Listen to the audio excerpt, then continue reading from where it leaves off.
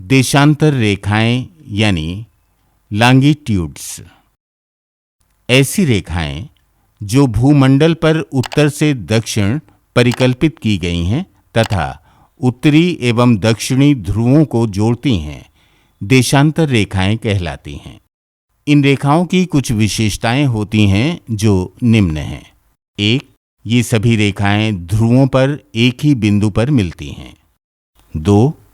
ये रेखाएं अक्षांश रेखाओं पर लंब होती हैं, अर्थात 90 डिग्री का कोण बनाती हैं। 3.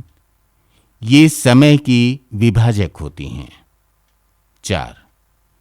ये रेखाएं एक मंडल पर अर्धवृत्त का निर्माण करती हैं एवं परस्पर सामने की 2 रेखाएं मिलकर पूर्ण वृत्त का निर्माण करती हैं। देशांतर रेखाओं से बनने वाले प्रत्येक वृत्त परस्पर बराबर होते हैं। पृथ्वी के बीचों बीच उत्तर से दक्षिण परिकल्पित की गई रेखा को 0 डिग्री यानी 0 डिग्री देशांतर रेखा कहते हैं। दुनिया का मानक समय यानी स्टैंडर्ड टाइम इसी रेखा पर ग्रीनविच से निर्धारित होता है। इसीलिए इसे प्रधान मध्याह्न देशांतर रेखा यानी प्राइम मेरिडियन भी कहते हैं। लंदन का एक उपनगर ग्रीनविच इस रेखा पर स्थित है, इसलिए इसे ग्रीनविच रेखा भी कहते हैं।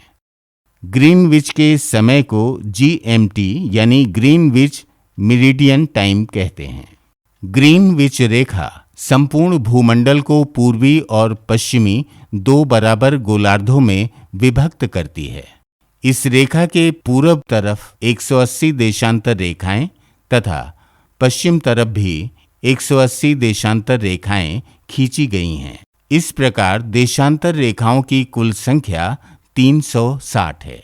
0 डिग्री देशांतर यानी प्रधान मध्याह्न देशांतर रेखा, जिसे प्रधान यामोत्तर भी कहते हैं, के ठीक विपरीत 180 डिग्री देशांतर रेखा खींची गई है, जो प्रशांत महासागर से होकर गुजरती है। इसी पर अंतर्राष्ट्रीय तिथि रेखा यानी इंटरनेशनल डेट लाइन खींची गई है, जिस पर तिथियों का समायोजन होता है। सभी देशांतर रेखाएं समय की विभाजक होती हैं।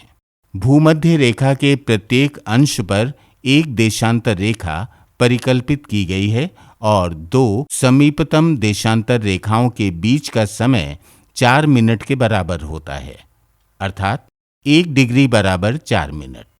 और इस प्रकार 15 डिग्री बराबर 60 मिनट यानी 1 घंटा। 0 डिग्री यानी प्राइम मेरिडियन से पूरब की तरफ इसी दर से यानी 1 डिग्री बराबर 4 मिनट से टाइम बढ़ता है तथा पश्चिम की तरफ इसी दर से टाइम घटता है। चूंकि समग्र भूमंडल 360 डिग्री में विभक्त है तथा 15 डिग्री में 1 घंटा होता है, इस प्रकार 360 डिग्री में 24 घंटे होंगे।